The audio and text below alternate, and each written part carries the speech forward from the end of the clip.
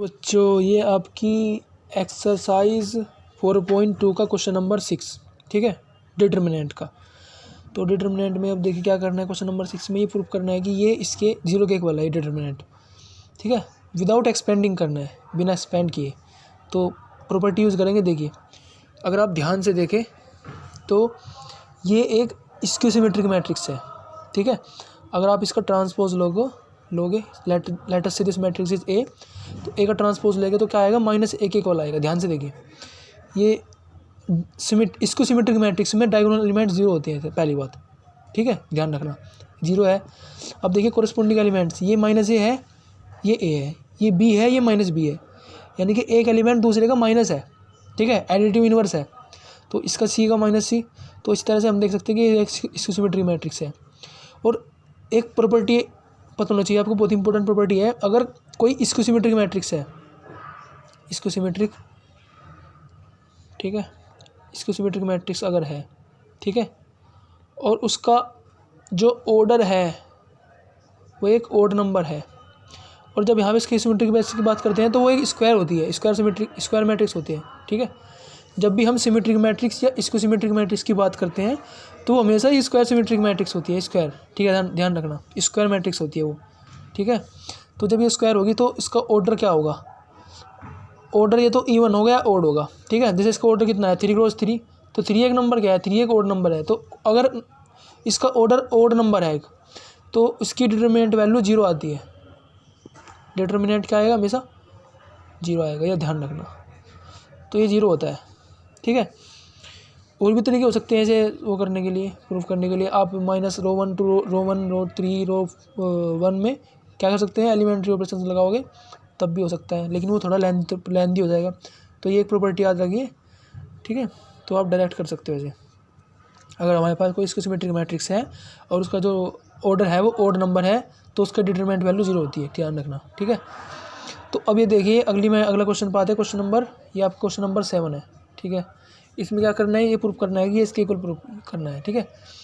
तो क्या करते हैं, देखिए कॉलम 1 कॉलम 2 कॉलम 3, कॉलम 1 से ए कॉमन ले लेते हैं, ये पहले ऐसे कर लेते हैं।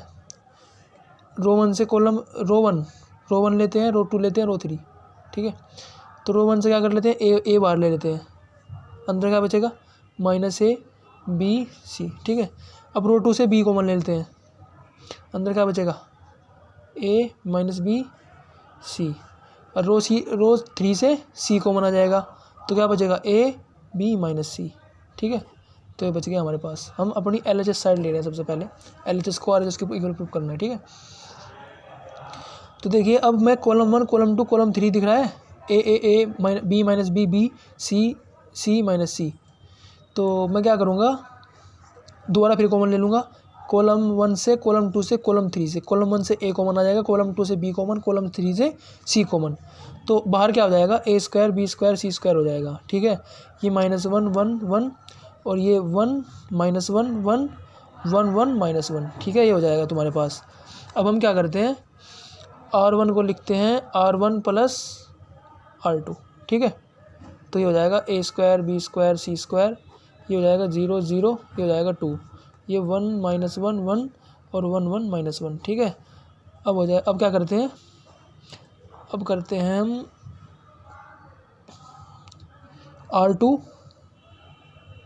R2 माइनस R3, ठीक है।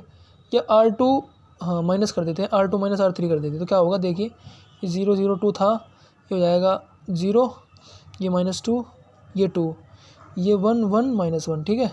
अब क्या करते हैं, कॉलम 3 प्लस कॉलम 2, ठीक है। ये हो जाएगा कितना, बाहर तो ए स्क्वायर बी स्क्वायर सी स्क्वायर हमारे पास था ही। तो ये 0 0 2, ठीक है, 0 -2, ये 0 हो जाएगा, ये 1 1, ये कितना हो जाएगा 0, तो ये हो जाएगा हमारे पास, ठीक है।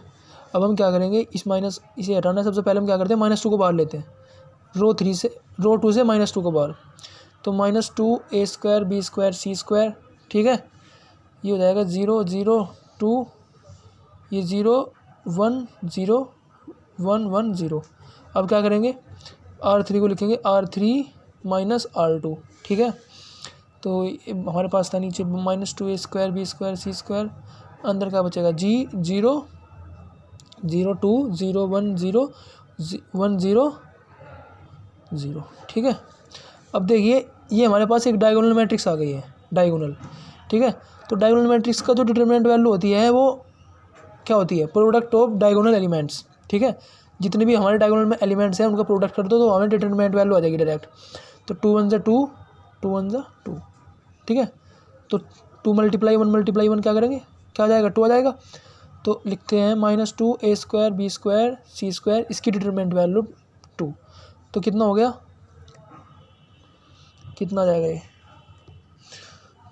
तो ये आपकी 2 की मल्टीप्लाई हो जाएगी, तो ये आ जाएगा 4a² b² c², ठीक है, which is equal to RHS side.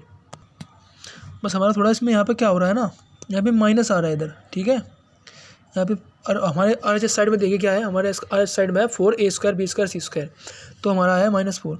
तो हमें देखिए क्या होता है, अगर हमारे जो क्या बोलते हैं डायगोनल मैट्रिक्स होती है, अगर हमारे डायगोनल मैट्रिक्स होती है प्रिंसिपल डायगोनल मैट्रिक्स, यानी कि जो डायगोनल एलिमेंट्स थे ये ऐसे होते, ऐसे साइड में, यहाँ पे होता 2, यहाँ 1 1, ठीक है। तो तब हम बोल सकते थे कि हमारा जो डिटरमिनेंट आएगा वो प्रोडक्ट ऑफ ये आएगा। लेकिन अब क्या करेंगे, माइनस आएगा, ठीक है। तब जब ऐसी मैट्रिक्स होती है तो माइनस आता है साथ में, अगर डायगोनल एलिमेंट्स ऐसे हो, प्रिंसिपल ना हो, तो माइनस लगाएंगे, यहाँ पे -2 आएगा इसका आंसर। तो ये -2 प्लस हो जाएगा, ठीक है। तो ऐसे आएगा ये +4a² b² c² RHS के इक्वल, ठीक है, समझ गए। अगर ये हमारी मैट्रिक्स ऐसे होती, देखिए 2 1 1 0 0 0 0 0 1, तो तब आता हमारे पास 2, इसका 2 × 1 तो आता +2। लेकिन डायगोनल एलिमेंट्स ऐसे हैं तो -2 आएगा, ठीक है। तो ये आपका कंप्लीट होगा क्वेश्चन।